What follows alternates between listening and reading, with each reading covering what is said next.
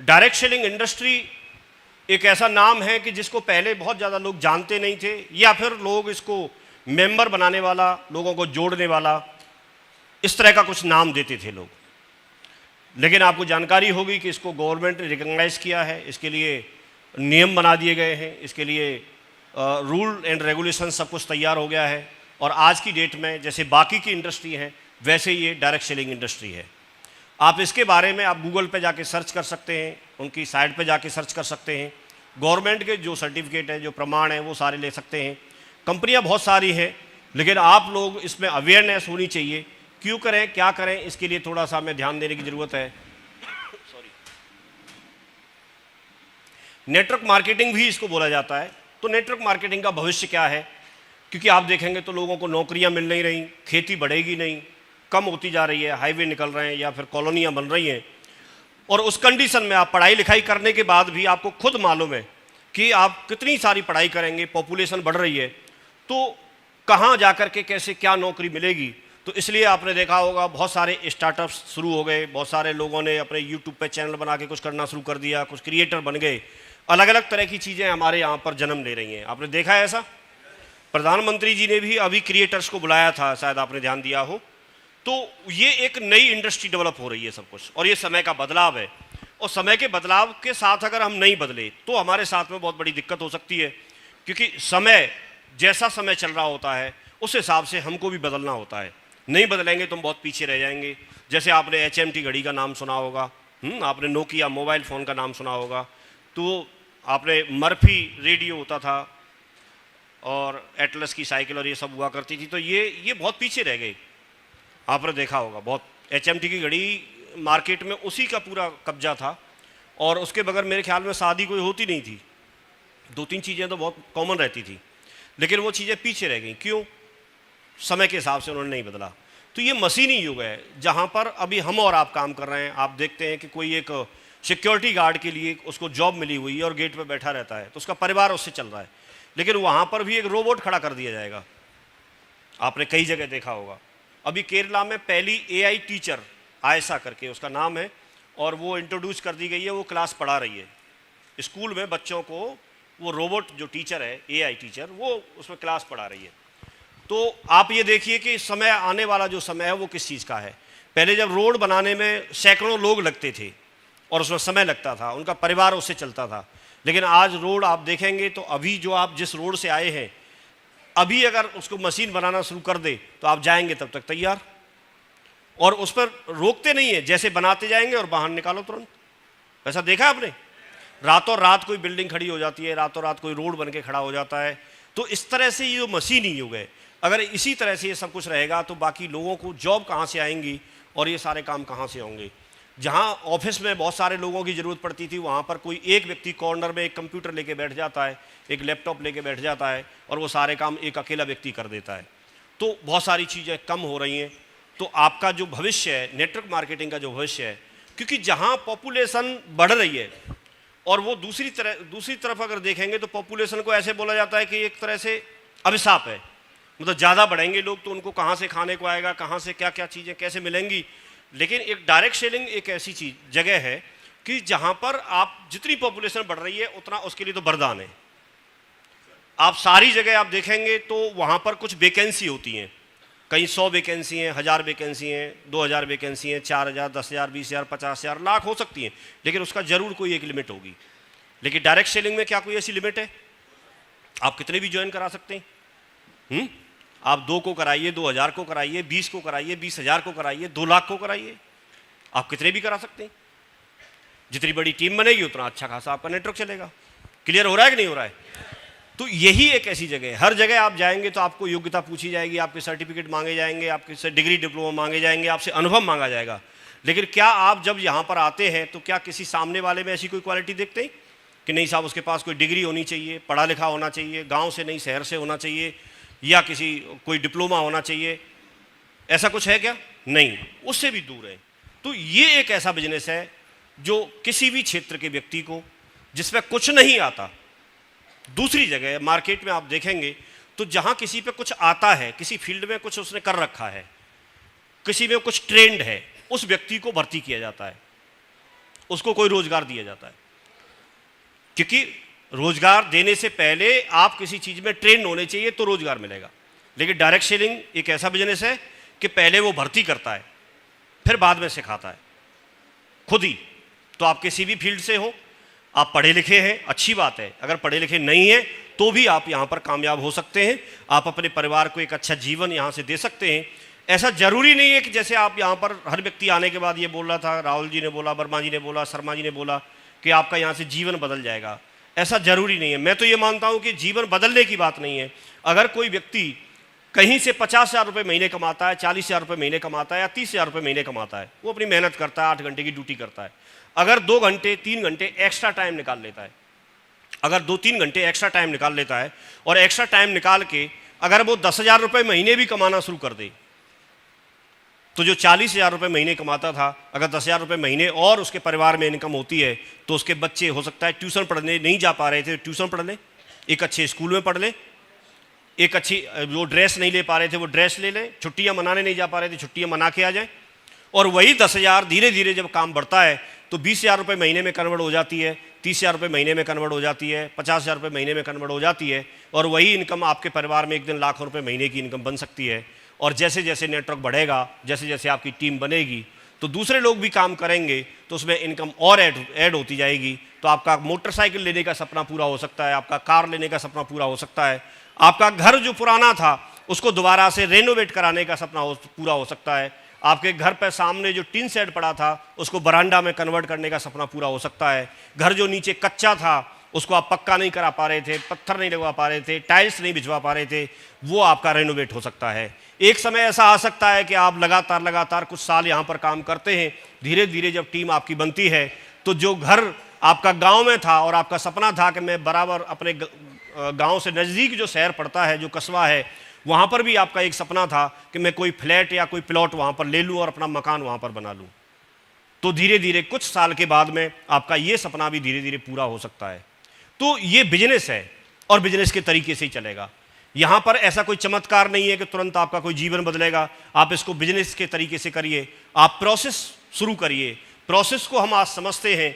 मैं यहाँ पर अगर हूँ तो मैं कोई ऐसा नहीं है, मेरे अंदर कोई ताकत नहीं है या किसी भी व्यक्ति के अंदर ऐसी कोई ताकत नहीं है कि आप यहाँ पर आएंगे और आप जुड़ेंगे। जुड़ना एक बहुत आसान प्रोसेस है। आप कोई भी प्रोडक्ट लेते हैं तो बहुत आसान है और इसको छोड़ना भी बहुत आसान है। आप मत आइए बिजनेस में तो आपका गया क्या, लगता नहीं है आपका कुछ भी। आपने 10,000 रुपये दिए, 10,000 रुपये का कोई सामान लिया, आपने उसको इस्तेमाल किया, उसके बाद आपका गया क्या? दुकानदार से कोई सामान आपने खरीद लिया तो आपका क्या गया? तो आप इसको छोड़ के भी बैठ सकते हैं। लेकिन आज आपको सीरियसली समझने की और थोड़ी चीज़ों को ना समझने की ज़रूरत है। आप इसमें जुड़े हैं तो जुड़ना कोई बहुत बड़ी बात नहीं है, कोई भी जुड़ जाएगा। कौन सी बड़ी बात हो गई जुड़ने से? एडमिशन लेने मात्र से आप कोई बहुत बड़े मतलब डिग्री नहीं ले लेते। एडमिशन लेना तो एक शुरुआती प्रोसेस है। उसके बाद आपको पढ़ाई करनी होती है, उसके बाद आपको कमिटमेंट दिखाना होता है, उसके बाद आप बरसात होती है, सर्दी होती है, गर्मी होती है, हर उस मौसम में जब घर से निकलने का मन नहीं होता तब भी आपको जाना होता है। रातों रात जब लोग सो रहे होते हैं दूसरे लोग, उस समय आपको पढ़ाई करनी होती है, मेहनत करनी होती है, तब जाके आप आगे बढ़ते हैं। तो ठीक वैसे ही यहाँ पर ज्वाइनिंग लेना तो एक बात थी, बस आपने ज्वाइनिंग ले ली और वो कोई बहुत बड़ी बात नहीं है, कोई भी व्यक्ति ले सकता है। तो ज्वाइनिंग लेना कोई मैटर नहीं करता, या ज्वाइनिंग लेने से हम लोग यहाँ पर सफल नहीं हो जाते। हम दूसरे लोगों को देख करके प्रेरित तो हो सकते हैं, लेकिन मैं समझता हूँ किसी को देख करके प्रेरित होना अच्छी बात है। एक यहाँ पर आपका मोटिवेशन लेवल बढ़ा हुआ है, लेकिन मैं मोटिवेशन की बात नहीं कर रहा हूँ। व्यक्ति जिंदगी में आगे वो बढ़ता है जो अनुशासित होता है।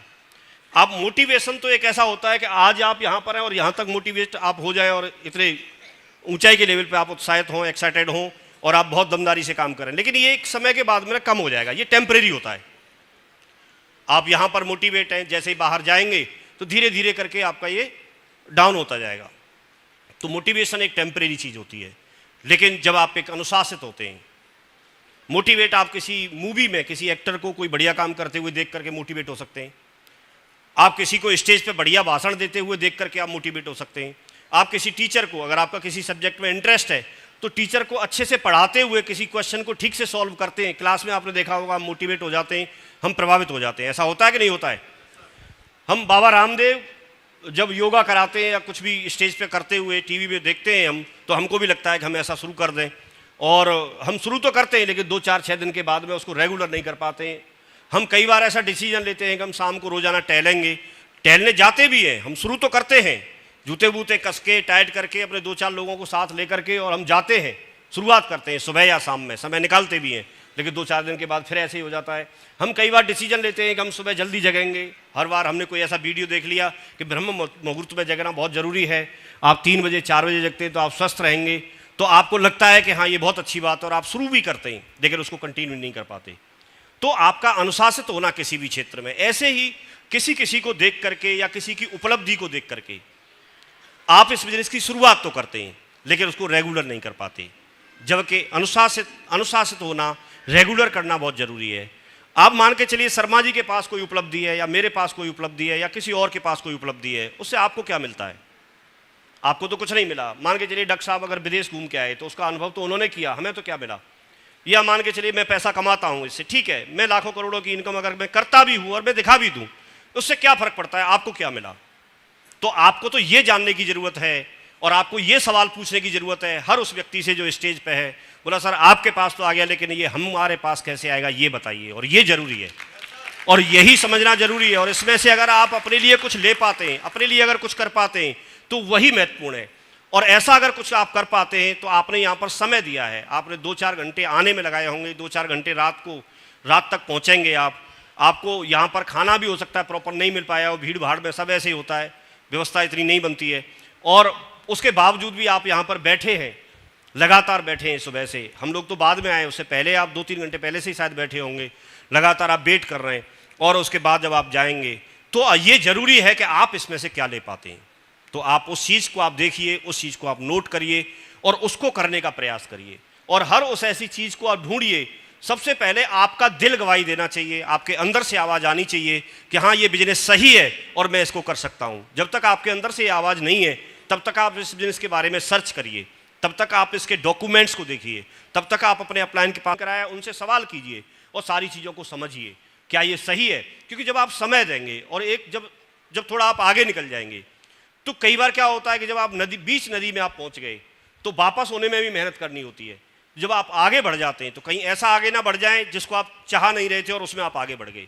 तो शुरुआत करने से पहले आप सारी चीज़ों को देखिए, समझिए। मेरा प्रयास रहेगा कि मैं कुछ बातें आपको बताने का प्रयास करूँगा। सारी बातें, एक बिजनेस बहुत बड़ा है, इसकी बातें बहुत बड़ी हैं। मैं भी पिछले 21 साल से इस बिजनेस में हूँ, तो सब कुछ तो आपको ये 1-1.5 घंटे में यहाँ पर नहीं बता सकते, लेकिन मेरा प्रयास रहेगा कि कुछ बातें आपके साथ में ज़रूर शेयर करूँ। तो हम इससे रिलेटेड बातें यहाँ पर शेयर करेंगे कि नेटवर्क मार्केटिंग का भविष्य क्या है, नेटवर्क मार्केटिंग क्यों करें और इसको कैसे करें। तो कैसे करें वाली बात पे हम आज यहाँ पर बोलेंगे, और भविष्य क्या है और क्यों करना चाहिए, उसके लिए थोड़ा सा यहाँ पर एक वीडियो है, इसका साउंड देंगे और मैं उसको चलाता हूँ। पावरफुल है जिस इंडस्ट्री में आपने कदम रखा है, इस इंडस्ट्री को डायरेक्ट सेलिंग इंडस्ट्री या नेटवर्क मार्केटिंग भी बोलते हैं। ये इंडस्ट्री उतनी बड़ी नहीं है जितनी बड़ी हम इसे समझते हैं, या उतनी बड़ी भी नहीं है जितनी बड़ी हमने देखी है। जैसे उदाहरण के लिए, जैसे आज आप यहाँ पर आए हैं तो आज से पहले आपने बिजनेस प्लान देखा होगा तो किसी ने संडे की मीटिंग में देखा होगा, किसी ने घर पर देखा होगा, किसी ने रास्ते चलते हुए देखा होगा। तब आपकी नज़रों में बिजनेस कितना बड़ा होगा, उतना ही बड़ा जितना बड़ा आपने देखा होगा। अगर आपको घर पे प्लान दिखाया गया तो आपको समझ में आया कि इतना बड़ा है, अच्छा। फिर आपने अगर मीटिंग में जाके देखा, संडे को मीटिंग में जाके किसी मैरिज हॉल में, किसी पार्टी में, किसी फंक्शन में, तो आपको लगा कि इतना बड़ा है। लेकिन आज आप यहाँ पर आए हैं तो आज आपने इसका थोड़ा विशाल रूप देखा, तो आज आपको क्या लग रहा है, बिजनेस तो हम जितना समझते थे उतना बड़ा नहीं है, उससे भी बड़ा है। ऐसे लगा कि नहीं लगा? लेकिन मैं आपसे एक प्रश्न पूछना चाहता हूं, क्या फाइनल कितना बड़ा है वो आपने देख लिया? फाइनल क्या जो आज आपने देखा यही इतना ही बड़ा है? नहीं। फाइनल देख लिया? अभी नहीं देखा है, तो फिर कितना बड़ा है? हाँ, हम जितना देखते हैं उतना ही समझते हैं कि उतना बड़ा है, लेकिन जितना हमको पता है उतना बड़ा बिजनेस नहीं है। उससे भी कई हजार गुना ज्यादा बड़ा बिजनेस है, उससे भी कई हजारों गुना ज्यादा बड़ा बिजनेस है। ये बिजनेस के बारे में आप देखोगे, इसकी पावर को देखने के बाद हम और आपकी तो बात छोड़ो, भारत सरकार को समझ में आ गया कि डायरेक्ट सेलिंग इंडस्ट्री आने वाले समय का उभरता हुआ ट्रेंड है। पूरी दुनिया में बिजनेस चल रहा था, ये जिस तरह दुनिया की बाकी इंडस्ट्रियां काम करके दुनिया में ढेर सारे मिलियनियर बना के दिए, चाहे आईटी इंडस्ट्री हो, चाहे टेक्सटाइल इंडस्ट्री हो, चाहे ऑटोमोबाइल इंडस्ट्री हो। उसी तरह डायरेक्ट सेलिंग इंडस्ट्री ने भी दुनिया को ढेर सारे मिलियनियर और बिलियनियर बना करके दिए हैं। आज बात करते हैं, गवर्नमेंट ऑफ इंडिया ने देखा इसकी पावर को, समझा, तो एक मॉडल गाइडलाइन जारी कर दी सितंबर 2016 में कि अब भारत में भी बिजनेस पनपना चाहिए। आप देखोगे 2010, 11, 12, 13, 14, 15 के कुछ डाटा हैं तो लगातार टर्नओवर भारत में बढ़ता चला जा रहा है डायरेक्ट सेलिंग इंडस्ट्री का। ये टर्नओवर तब भी बढ़ रहा है जब आपने प्लान देखा हो या ना देखा हो।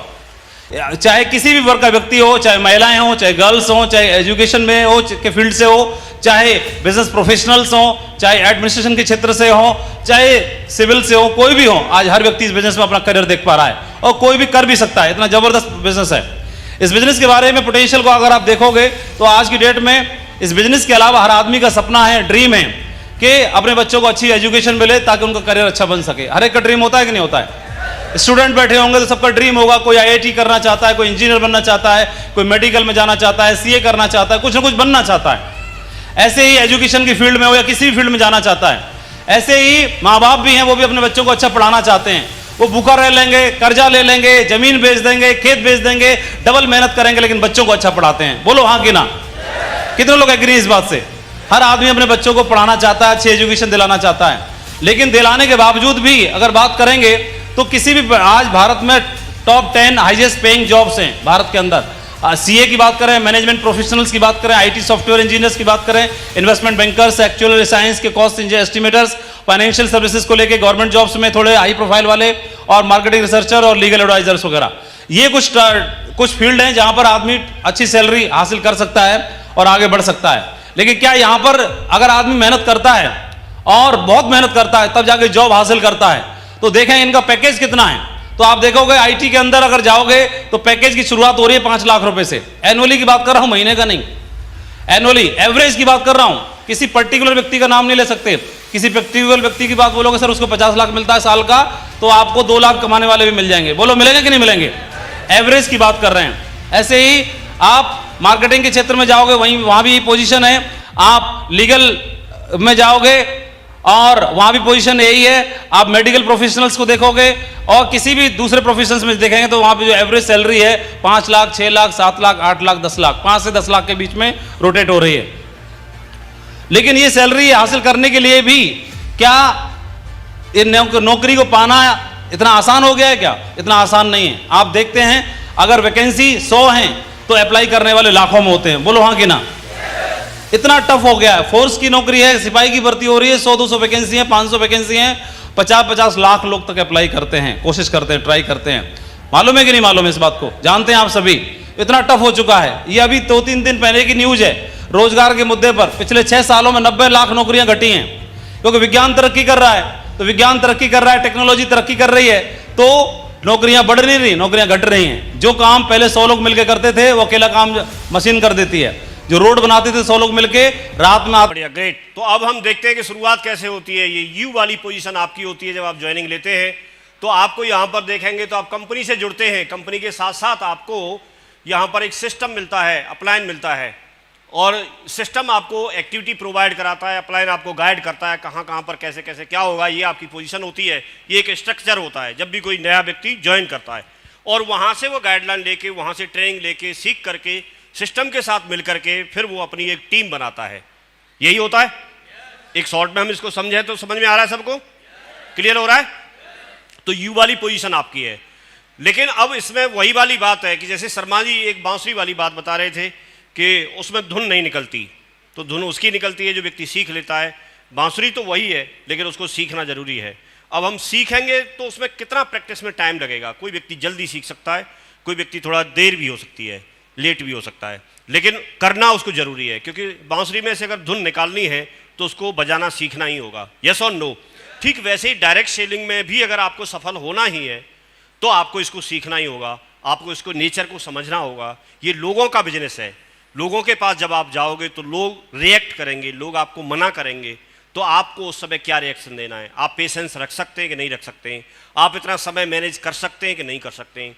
इन सारी चीज़ों को हमें करना होगा। और ये करना इसलिए ज़रूरी है कि इसके अलावा आप कहीं भी जाएंगे, कैसे भी जाएंगे। तो यहाँ सर बात ज़रूर कर रहे थे कि IIT जी की बात करें या फिर आप नीट की बात करें या किसी भी ऐसे टेस्ट की भी बात करें, तो मुझे लगता है कि उसको करने के लिए खर्चे की तो बाद की बात है, पहले आप उसमें एंट्रेंस एग्जाम के लिए भी मेरे ख्याल में शायद 5-7 लाख रुपए तो वो तैयारी में खर्च करा देंगे, तब वो एंट्रेंस एग्जाम देगा और वहाँ कोई नंबर आएगा तो वो तो बाद की बात है, उससे पहले ही इतना खर्चा हो जाएगा। समझ रहे नहीं समझ रहे? एक ऐसे मैंने देखे कि अभी तो पुलिस की भर्ती तो हालांकि वो निरस्त हो गई, लेकिन मैंने सुना है, अब ये ऑफिशियली नहीं है, लेकिन मैंने सुना है कि जो व्यक्ति हो सकता है 10 साल अपनी नौकरी करके जितना कमाएगा उतना तो उसको नौकरी लगाने में कोई व्यक्ति बीच में पहले ले लेता है, तो क्या करे, अब कहाँ से देगा, ऐसा हो जाता है कई बार। तो बड़ा ही मामला है, इसलिए हमको करना है, इसलिए हमको सीखना है। लेकिन जब हम सीखना चाहें तो क्या सीख सकते हैं कि नहीं सीख सकते? अब सीखने के लिए हमको प्रॉपर कोई एक सिखाने वाला होना चाहिए, प्रॉपर उसकी कोई एक जगह होनी चाहिए और रेगुलर हमको टाइम देने की जरूरत रहेगी। तो हम कई काम ऐसे हैं, जब इस बिजनेस में हम आते हैं तो हम कई काम ऐसे होते हैं कि जिनको हम कर सकते हैं और कई काम ऐसे हैं जिनको हम नहीं कर सकते, उसकी एक प्रोसेस है। जैसे अब हम इसमें जुड़े, जैसे हम सारे लोग इसमें जुड़ गए, तो हम क्या कर सकते हैं? सबसे पहले ये देखना है, हम कर सकते हैं कि कंपनी का कोई एक प्रोडक्ट है, उस प्रोडक्ट को हम खरीद के और उसको इस्तेमाल कर सकते हैं। इसके लिए किसी को कुछ पूछने की जरूरत है? ये हम कर सकते हैं कि नहीं कर सकते?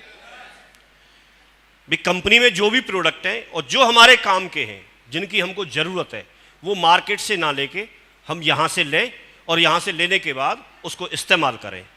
और जब अगर उससे हमें संतुष्टि मिलती है, हमको लगता है कि प्रोडक्ट अच्छा है, तो उसको फिर हम रिकमेंड करें।